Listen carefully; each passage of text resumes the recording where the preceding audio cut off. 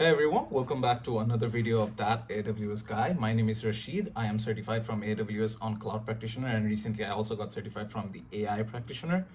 Today we're going to be solving 20 basic questions from one of the major topics of the Cloud Practitioner, and that is the cloud technology and services.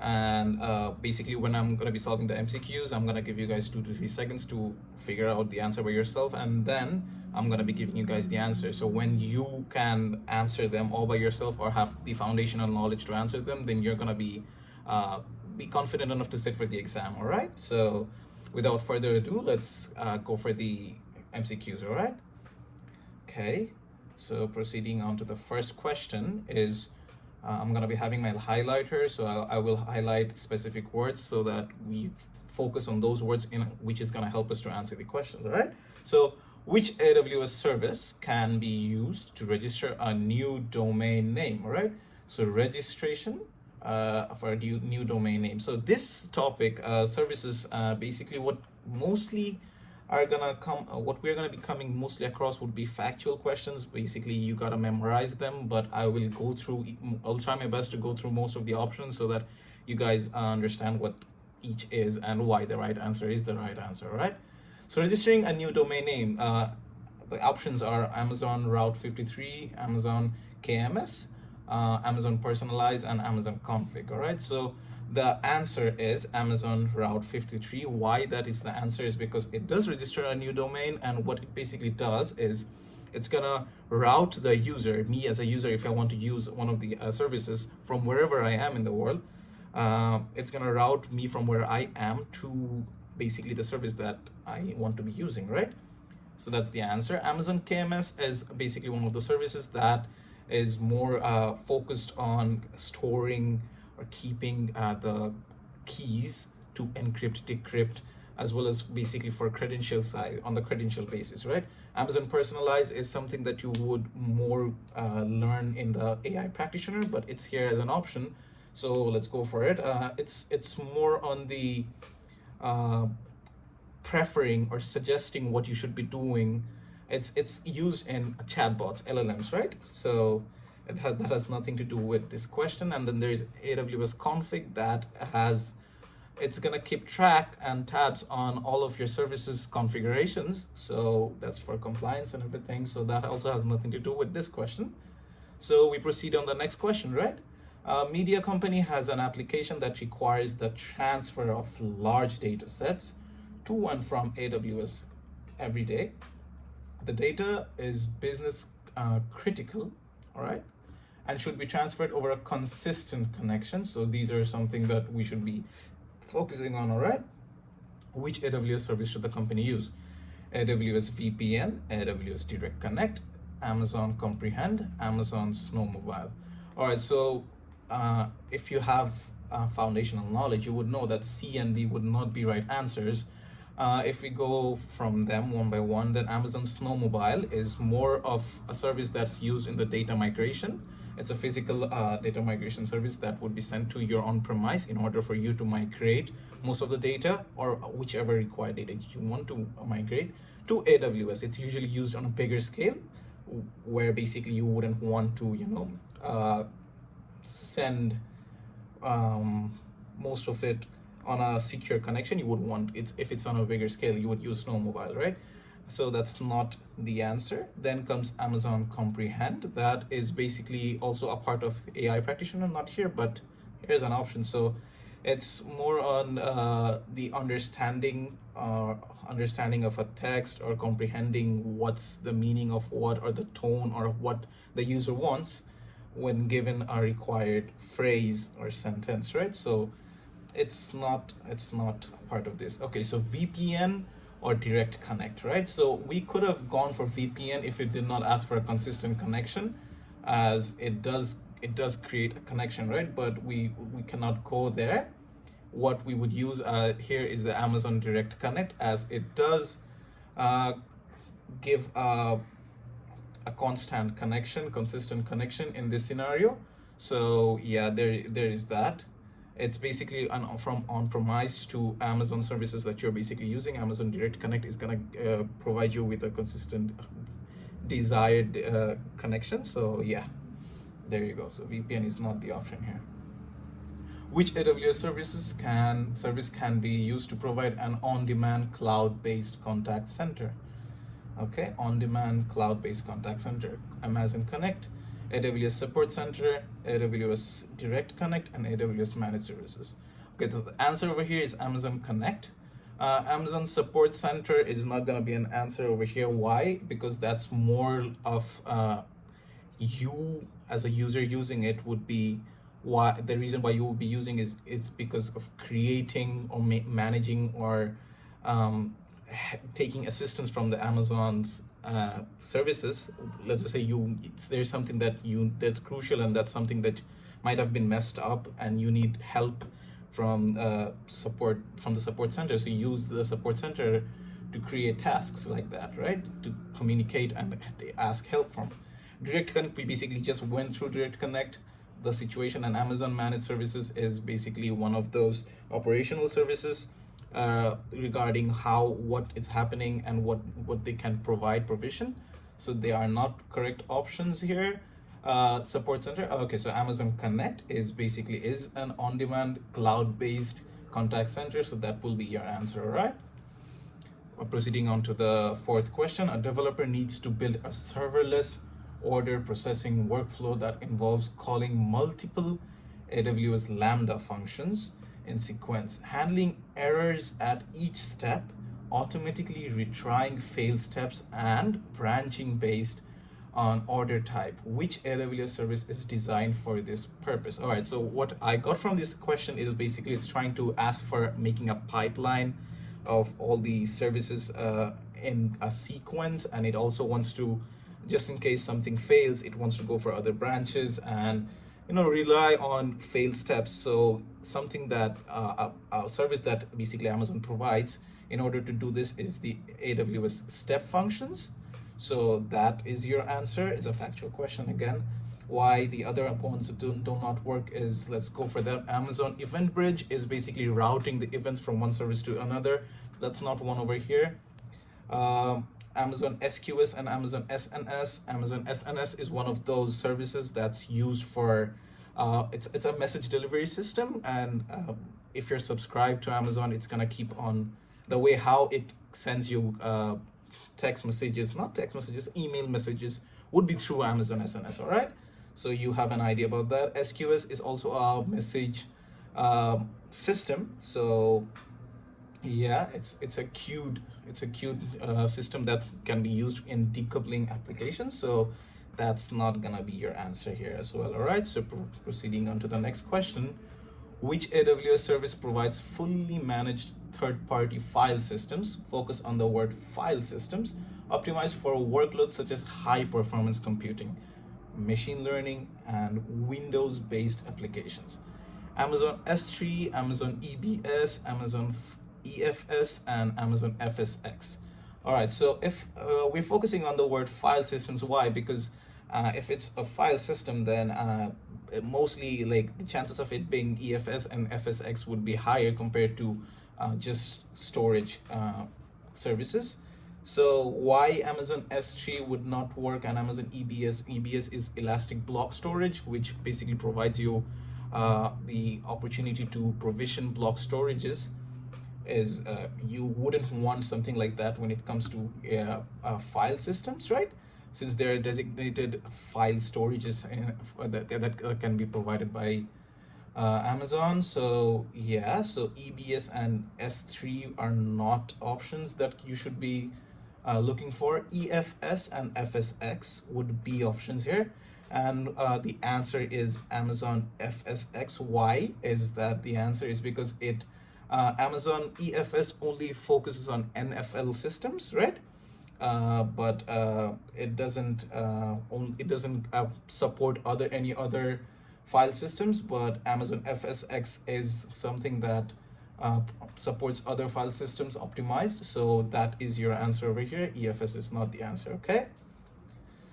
Proceeding on to the sixth question, which of the following approaches will help you eliminate human error and automate the process of creating and updating your AWS environment. It's an automation process. All right, using software testing automation tools, use code to provision and operate your AWS infrastructure, migrate all of your applications to dedicated hosts, use AWS code deploy to build and automate your AWS environment. All right, so we go through the options. Automation tools, you're not going to be using that to automate the process. Why? I'm coming back to that. Migrating all of your applications to a dedicated host is also not your answer. Use AWS code deploy to build and automate. Nope. Why? All right, so let's go for it. Your answer is going to be B here. Why? Let's go for the answer. All right, so creating and updating here in option A, it's testing your software. So in very basic English, you just see that there's one that is creating and updating, and here it's basically testing your whole application. So that's not an option, right? Using code to provision and operate your AWS infrastructure is basically using code as infrastructure. And why you would use that is because Amazon would provide you with a programmatically opportunity to like cloud formation, right?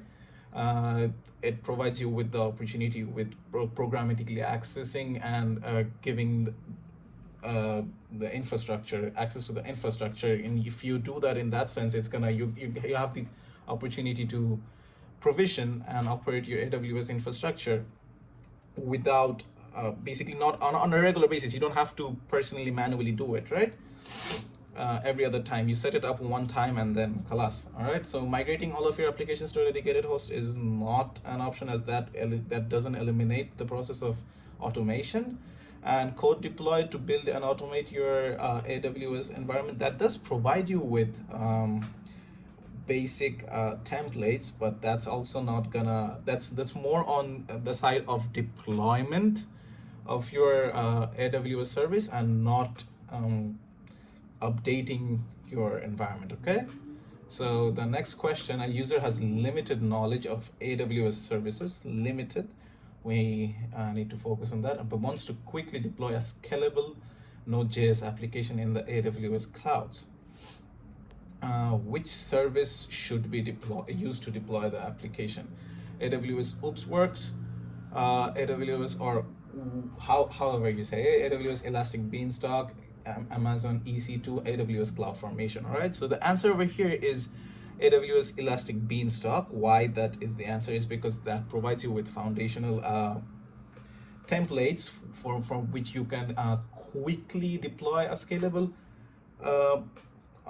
environment. In other cases, and also you do not need like a lot of knowledge for that. Why using cloud formation would not be an answer is because you would need to have a programmatically, you will have a programmatical interface, and if without prior knowledge you won't be able to, you know, work your way through it. Amazon EC2 is also not an option. Why is that not an option? Is because here it does provide you with virtual servers, right? Virtual machines and everything, but you have to manually configure them, and without prior knowledge you won't be able to do that. The same thing goes for OopsWorks. You do have access to they do help you deploy, but you would need prior knowledge. All right, which of the following are characteristics of Amazon S3? A network file system, a global file system, an object storage, a durable storage system, a local file store. Okay, so a network file system is not an option, as that's basically, that falls on the EFS as well as FSX. A global file system is also basically gonna be falling for that, if we remember talking about the file systems. An object store, yes, Amazon S3 is an object store, so that works as an answer over here. A durable storage system, Amazon S3 is durable to a point where it has 11 nines, 99.999999999. Yeah, so that is very much durable, as you can see. A local file store is basically something that exists, would be connected to your EC2 instance, and is gonna die the moment you're done with your instance. So that's not a characteristic of S3. Okay, So we proceed on to the next question as we have the answers for this one. A company is building an online cloud storage platform. Okay. Again, they need a storage service that can scale capacity automatically while minimizing cost. Which AWS storage service should the company use to meet these requirements? It can scale capacity automatically while minimizing cost. All right, so EBS, Elastic Block Storage, Amazon Storage Gateway, Amazon Simple Storage Service, and Amazon Elastic Container Service.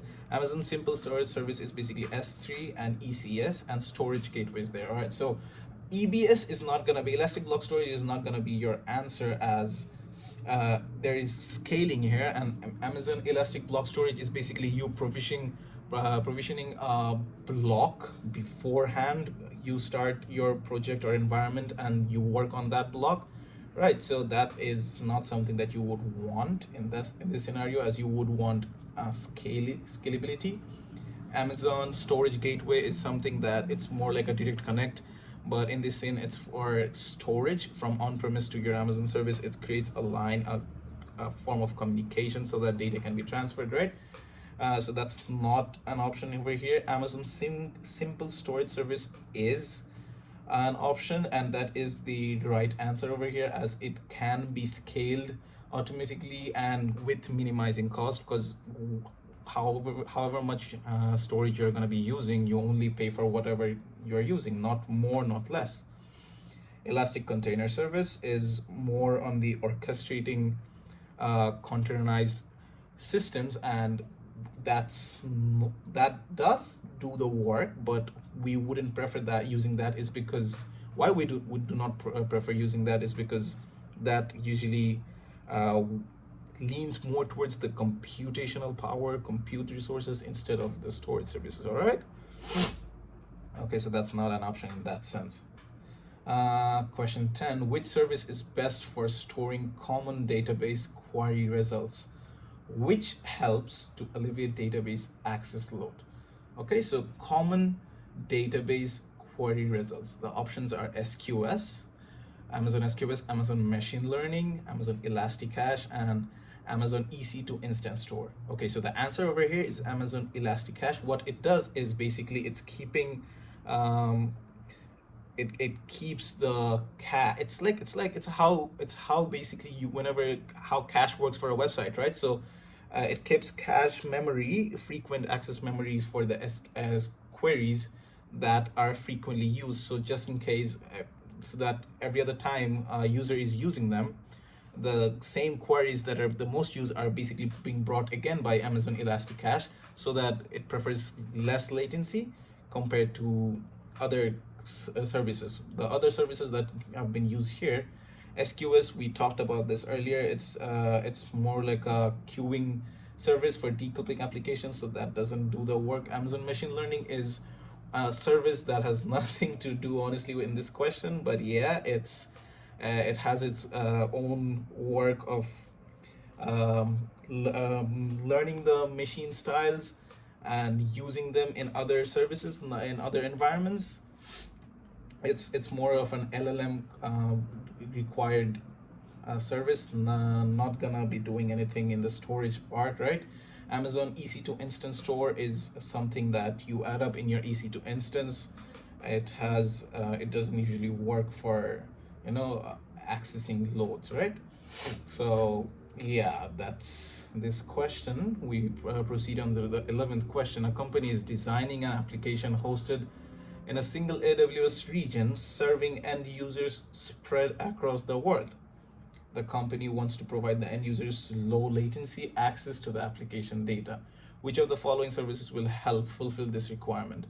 Amazon Route 53, Amazon Simple Storage Service, Transfer Acceleration, Amazon Direct Connect, Amazon CloudFront. All right, so the answer is Amazon CloudFront. It's also one of those factual questions. What it does, Amazon CloudFront, is basically it's gonna use edge locations near to the user, so that wherever the user is, what CloudFront does is it's gonna bring the data that the user is using from the Amazon website, from the Amazon service, near to your nearest edge location, and from them, so basically you're accessing the, let's just say you're accessing a static website, right? So you initially would have had to bring the data, fetch the data from the original place, but you're not doing that anymore. You're doing that from the nearest edge location where the CloudFront, the Amazon CloudFront, is bringing the data every now and then. So basically, by the time you have a secure connection, you're basically contacting the edge location instead of the place where the original server is, right? Route 53 basically works on routing us, the users, to the service. So that's not what we want. Amazon Simple Storage Service S3 transfer acceleration is something that does use Amazon CloudFront in order to bring and fetch and deliver data, but not exactly, we wouldn't say that this is what S3's transfer acceleration uses, all right? It's a part of CloudFront, and Direct Connect basically provides a secure connection between on-premise services to Amazon services, all right? So these wouldn't be the answers. 12, a front-end developer wants to build and deploy a full-stack web application on AWS that includes user authentication, data API, and static hosting, right? Hosting, without configuring or managing any underlying cloud infrastructure. Which AWS service provides an integrated development and deployment platform for this use case? Amazon Lightsail, AWS Elastic Beanstalk, AWS Amplify, and AWS AppSync. All right, so the answer over here is AWS Amplify. If we go through the other options initially, then we will have the better understanding. Lightsail is something that would work on very less operational systems. So here, as you can see, that it's a full stack web application. It's not gonna be the best option to use Lightsail. Amazon Elastic Beanstalk would be something that would come inside your head, but to be stating facts, there is something that Amazon Elastic Beanstalk doesn't do, which is stated here, is the full stack web application. Amazon Elastic Beanstalk does provide with the back end, but not with the front end in this scenario, so we cannot use that. Amazon AWS Amplify does host a full stack web application, including authentication, data API, static hosting, and everything, but you don't have to basically manage or configure the infrastructure as a user. So that's your answer over here. And AWS AppSync is more like a data layer for an application, and it would be an add-on to Amazon Amplify, and not exactly do the scenario that has been provided over here, all right? Okay, proceeding on to the 13th question. Which database service should you use if your application and data schema requires joins or complex transactions? Okay, so Amazon DynamoDB, Amazon RDS, Amazon DocumentDB, and Amazon Redshift. Okay, so my first initial ideas would be RDS or Redshift.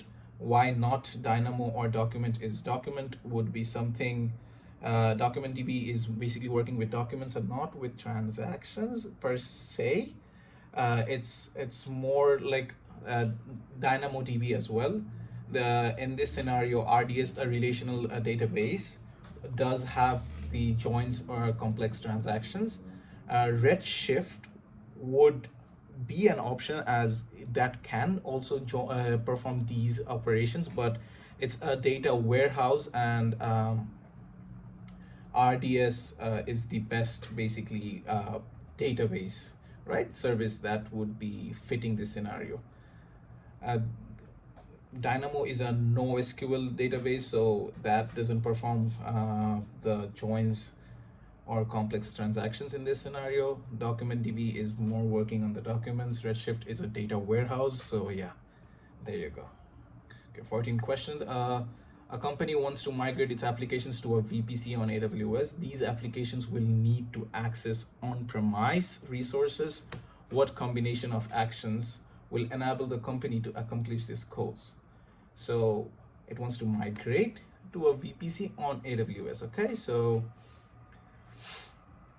use Amazon Athena to query data from the on-premise database servers. No, that is we wouldn't use that, but let's go through the other ones as well. Connect the company's on-premise data center to AWS using AWS Direct Connect. Build a VPN connection between an on-premise device and a virtual private gateway in the new VPC. Use the AWS service catalog to identify a list of on-premise resources that can be migrated. Leverage Amazon CloudFront to restrict access to static web content provided through the company's on-premises web servers.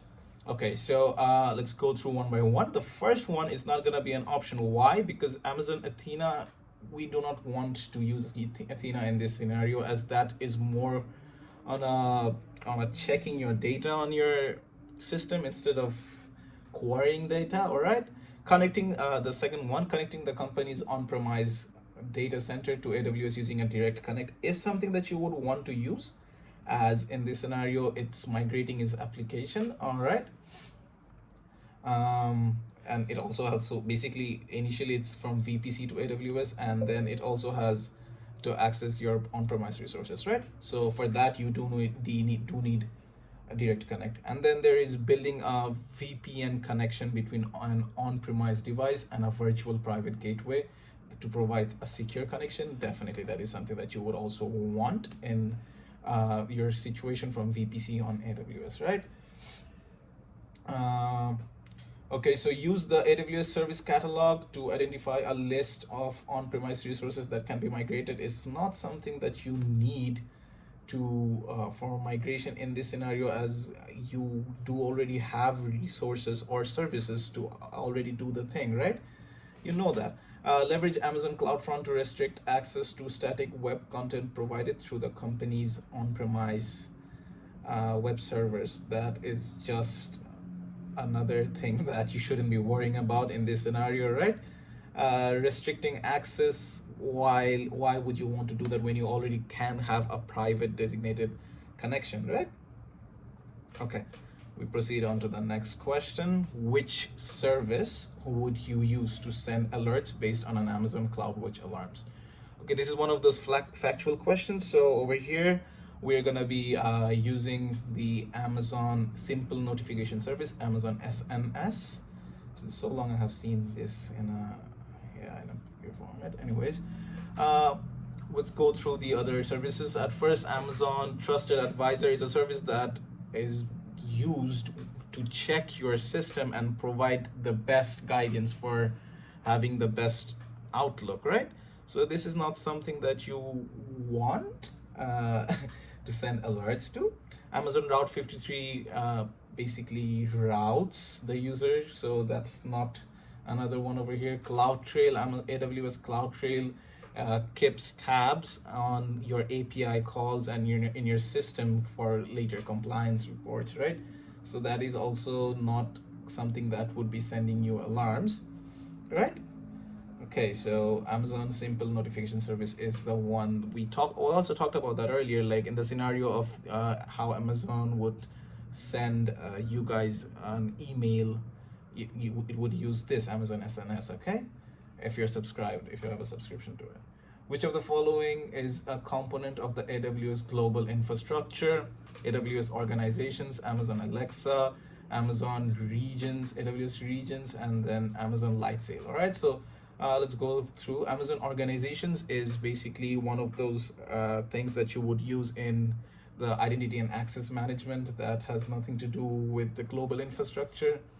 Amazon Alexa is the we're all pretty sure we all have an idea about Amazon Alexa. We might have used it. It's more on the AI practitioner question side, but it's here as an option where you can basically, it's a chat, it's an interface where you can talk to, which is also connected in a pipeline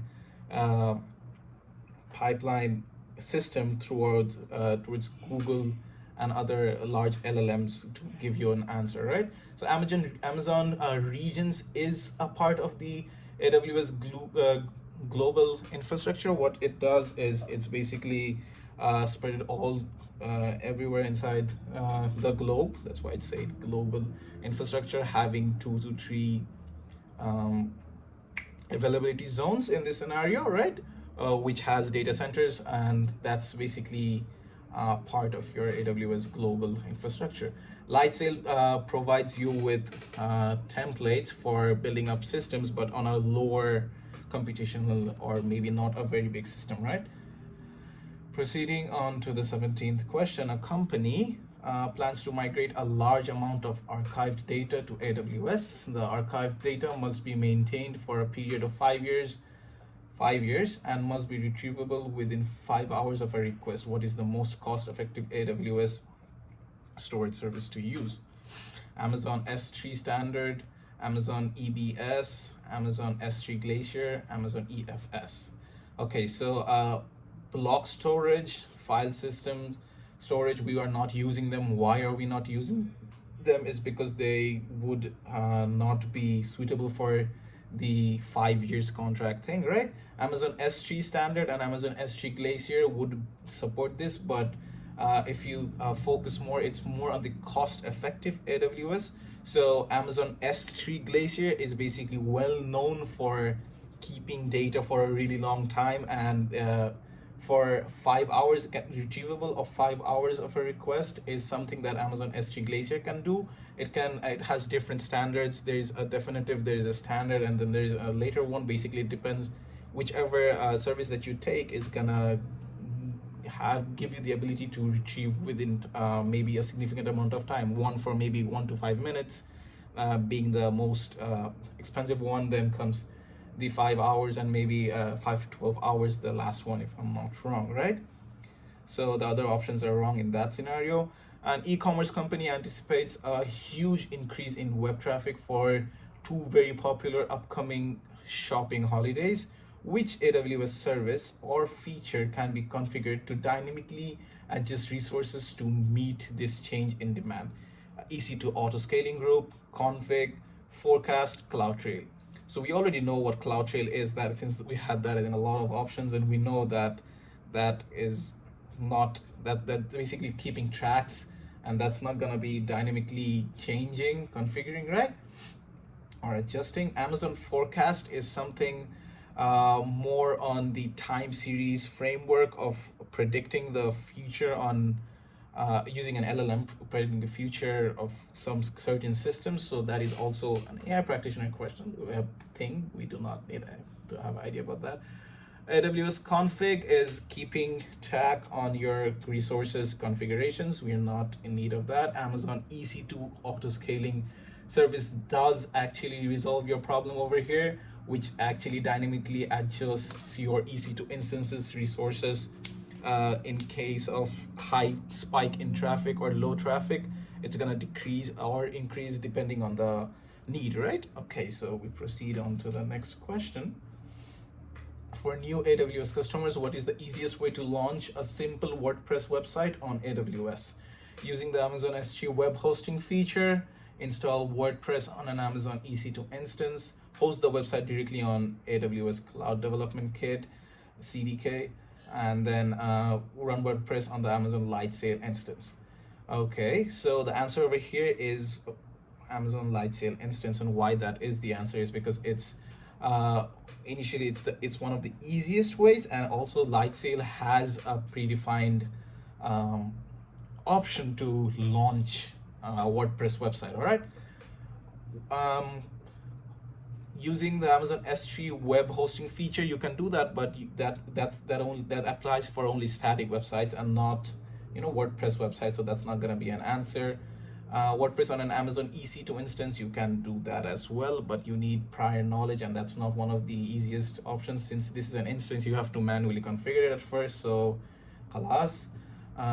Host the website directly on AWS Cloud Development Kit is gonna make you a user who wants to use it programmatically configure and then launch the site. So that's not the very easiest way to launch the site. All right. A company is running a large web application that needs to always be available. The application tends to slow down when CPU usage is greater than 60%, how can they track when CPU usage goes above 60% for any of the instances in their account? It's also one of those factual questions where basically we are using CloudWatch, all right, to check on your services, resources, and then send you alarms using the Amazon SNS. Okay, we know that. Okay, so the question is, use Amazon CloudWatch alarm to monitor the CPU and alert whenever the CPU usage is over 60% is your answer. I hate it when the first answer is the answer, but it is what it is. Set the AWS config CPU threshold to 60% to receive a notification when EC2 usage. CPU config does not do that, all right? It's more on the resource configuration. CloudFront to monitor the CPU usage. CloudFront, I'm sorry, it's not the service that does this work. So yeah, Amazon SNS to monitor. Amazon SNS is the delivery message service used by Amazon CloudWatch, but it's not itself doesn't monitor. All right, so that's not the answer. With that, we do solve our 20 questions based on the cloud services. I hope you guys had a better understanding about Cloud Practitioner and would likely, if you guys do want to see more of this, then they do drop a like and a subscription. And that's it for today, guys. I hope you have a nice day. All right.